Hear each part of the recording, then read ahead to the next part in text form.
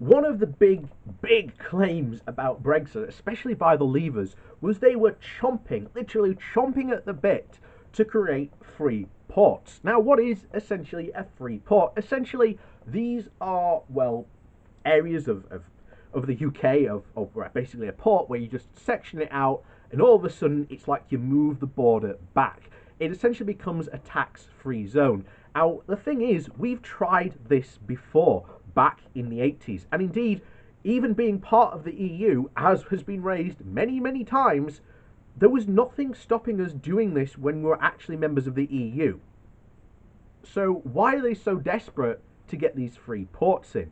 Well, that's because they become incredible tax havens, and people can make a lot of money dodging all that tax, especially so close to the EU. And again, if people think that this is somehow going to be good and a benefit to us and our economy, it ain't. We've seen this before. The only two successful free ports out of the 12 that Margaret Thatcher created were the Isle of Dogs down in London and the Nissan one, now that is in Sunderland, that was helped because Nissan came and joined it because it had access to the EU. Those were the only two free ports that actually worked. The rest basically became synonymous synonymous with tax fraud, tax evasion, and in general were absolute disaster zones. They did not add anything economically to those areas or help the economy of the UK in general. And now we are seeing a push by Rishi Sunak and other Conservatives to reenact these ports. And as such, some places have already been selected as places to where these ports can be. And you won't be surprised to find out that some of the people who are going to benefit from these free ports are also, shall we say, heavy donors to the Conservative Fund. So it's a typical Conservative story, really. But before we jump into the article, please do remember to hit that like and share button, and also down below there is a link to my Patreon page and a One Off Donation link, and thank you very much to those people who do support the channel that way. So, this today comes from The Guardian, and the title is Free Ports or Sleaze Ports? Rishi Sunak's dream of tax-free zones is about to become reality. 5 years ago, a young, unknown MP wrote a pamphlet for a Thatcherite think tank extolling the benefits of free ports. Now that Rishi Sunak is Chancellor, his dream for Britain, for good or ill, is fast becoming reality. This week, the Alliance of Port Owners, Businesses and Local Authorities must submit their bids to establish free ports, completing to set up zones exempt from normal tax and regulation.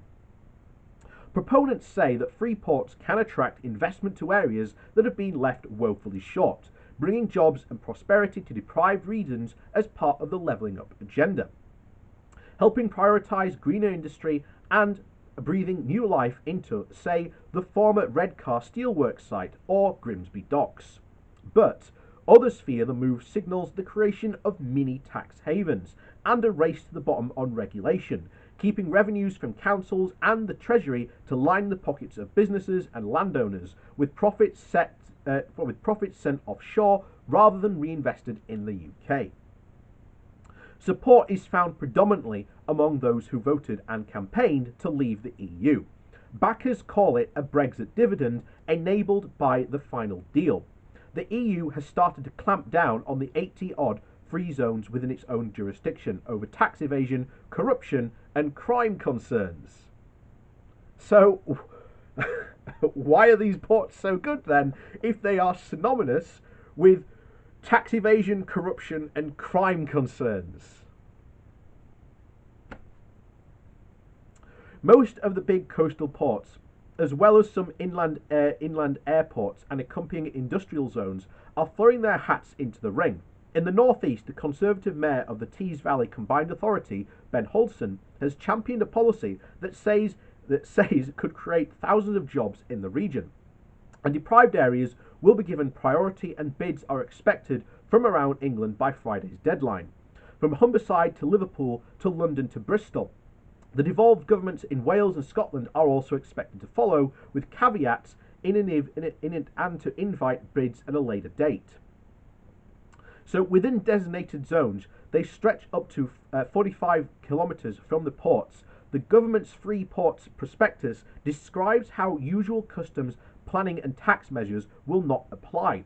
Goods and components will in effect remain offshore, allowing, say, a new factory to be built, processing raw materials and components without customs paperwork, tariffs to re-import as more valuable goods. For the first 5 to 10 years of that factory's life, the government proposes it would pay no stamp duty on its land or property purchase, and enhanced tax breaks would be given for construction or machinery costs. But behind the zone's fences, physical and virtual business rates would be waived, and employers would not pay national insurance contributions for up to 3 years of staff members earning less than 25,000. The government says that it will ensure that it has the power to prevent access to the national insurance relief for employers who abuse it, for example, by dismissing staff after 3 years. And modelling by the consultancy Vidi Economics for a Teesside Freeport said this kind of package could propose to create around 32,000 jobs and boost the regional economy by over 2 billion over the next 25 years. Although deadweight and displacement firms relocating rather than reinvesting would cut those benefits in half. It projected that the Treasury would lose around 40% of the 960 million in tax and revenues due in Teesside if Freeport firms were subject to unusual rules, although it argued that these zones would create enough investment to produce a net positive for the Exchequer. However, the projection suggested that it would be competitive with the likes of Singapore. The UK would need to complete exemption from business rates and other taxes. So you can see where we're already going. The idea of Singapore on the Thames, this was their plan all along. It's right there, all in the open, and people are just thinking that this is somehow going to be good. When Teesside, as was said there, has the possibility of losing over 40% of its tax revenue. Think about that. That's 40% of tax revenue that is not going to go back into that area or even into the UK itself. So why are these free ports such a good idea? Why are Brexiteers so, championing them so much? I thought, according to the Brexiteers, it was these dreadful elite rich people who are meant to be doing this, but the only people who benefit from this are the elite rich people.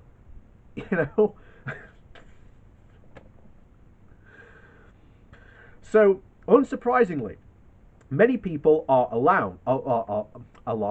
Yes, are alarmed.